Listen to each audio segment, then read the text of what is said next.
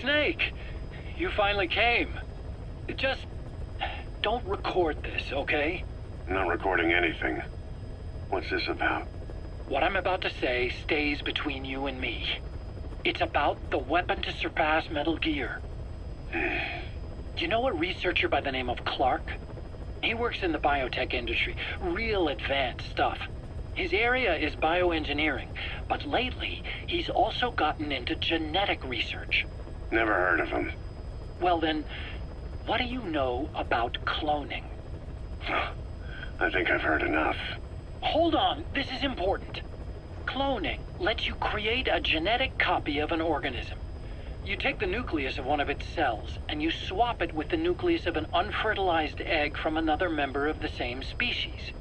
They started out working with plants, but since then they've had success with other organisms, including mammals.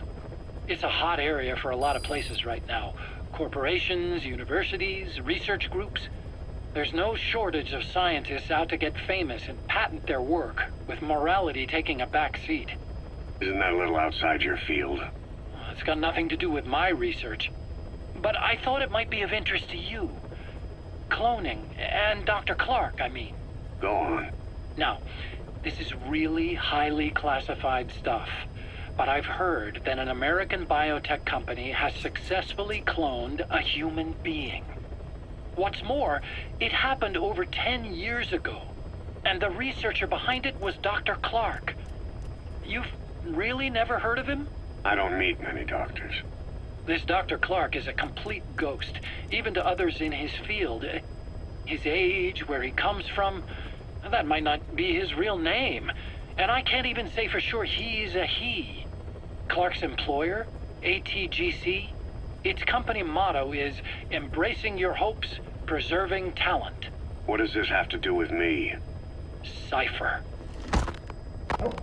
Dr. Clark works for ATGC, and they have connections to DARPA. Cypher couldn't function without the communications network DARPA's built. Meaning, Cypher has to be a part of the Pentagon. Or at least, the two are joined at the hip. DARPA is a driving force behind human cloning. It's a pretty high priority project for them.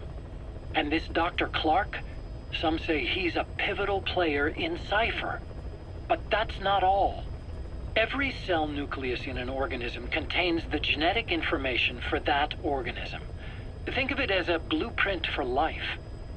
Clark appears to be working on how to decode this information and rearrange it at will.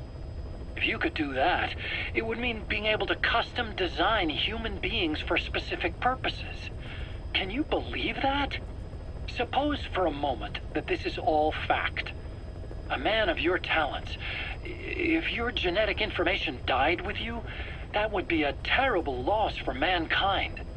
But what if mankind could preserve you for future generations by cloning you? All right, enough. I get the idea.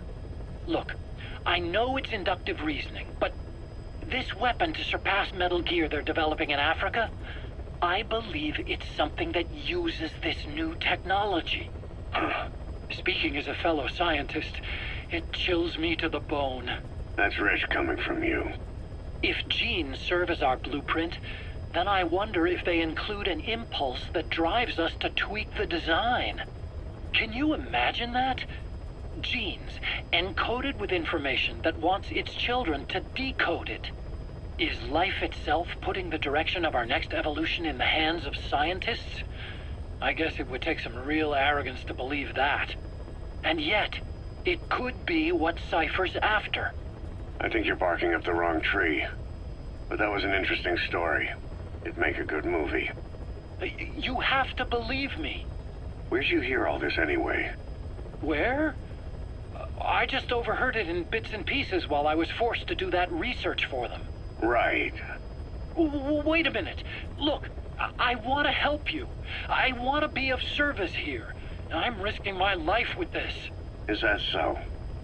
Maybe it's time we brought someone else into the conversation. No, not him. Not Ocelot.